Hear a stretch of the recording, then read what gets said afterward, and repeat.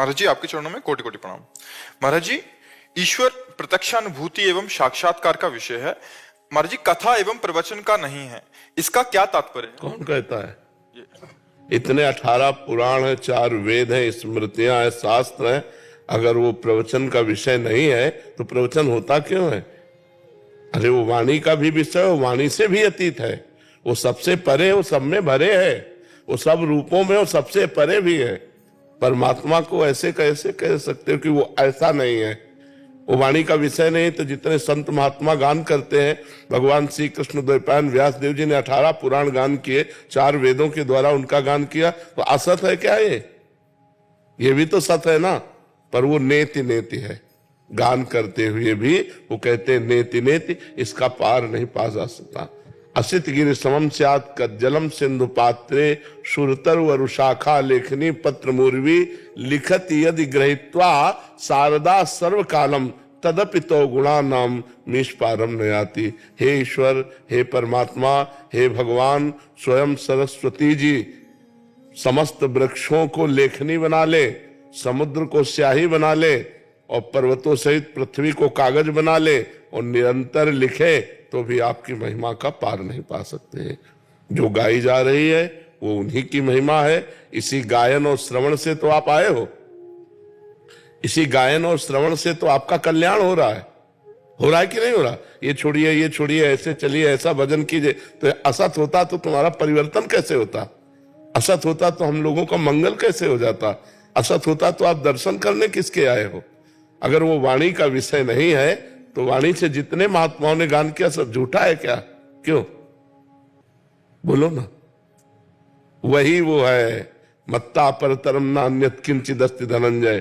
पर आंखें ठीक करनी है, वही वो है, सब रूपों में वही है, सब में उसी का नूर समाया। कौन है अपना कौन पराया, तो सबको कर प्रणाम, वही है। वासुदेवा सर्वमित सा महात्मा सुदुर्लभा। वो दृष्टि का विषय ना होते हुए भी वो दृष्टि का विषय है, वो वाणी का विषय ना होते हुए भी वो वाणी का विषय है। राम अतर्क बुद्धि मन वाणी, मन बुद्धि से परे होने पर भी वो मन बुद्धि में अनुभव में आता है। यही तो समझना। याद हाथ से रघुनाथ कर, बेग न जाने कोई, जो जाने रघुपति कृपा, तो सपने मोह न हो। समझ पा रहे हो आप? थोड़ा सा कम समझ पा। क्या समझना चाहते हो? बोलो, तुम कौन हो? उत्तर दो। जब अपने को नहीं जानते तो क्या समझ पाओगे उस परमात्मा तत्व को? भाई, समझ के लिए कुछ पावर चाहिए। आप में क्या पावर है इस समझने का? जो कह रहे हो कम समझ पा रहे हैं, तो आप में पावर क्या है समझने का? बुद्धि की पवित्रता किस ऊंचाई पर जो है साधु की बात को समझने की?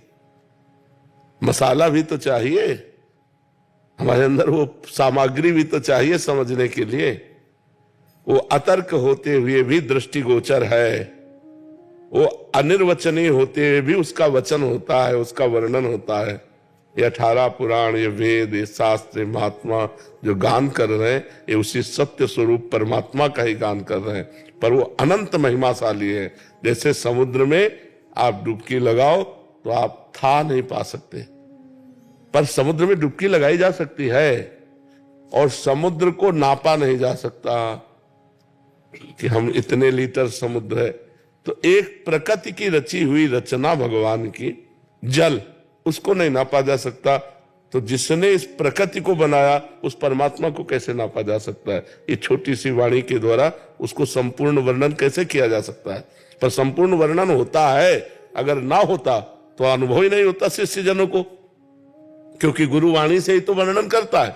तो शिष्यों को अनुभव हो जाता है कि नहीं हो जाता? ऐसे हो जाता है। जैसे देखो, उस डाल के ऊपर चंद्रमा दिखाई दे रहा है, एक हाथ देखो ना डाल के ऊपर, तो हम देखते तो हमें चंद्रमा दिखाई दे देता है। लेकिन क्या डाल के एक हाथ ऊपर है क्या? हजारों लाखों करोड़ों हाथ ऊपर है, पर हमें दिखाई दे देता है ना। ऐसे ही हम परमात्मा का वर्णन करते हैं और वो हमारे अनुभव में आ जाता है।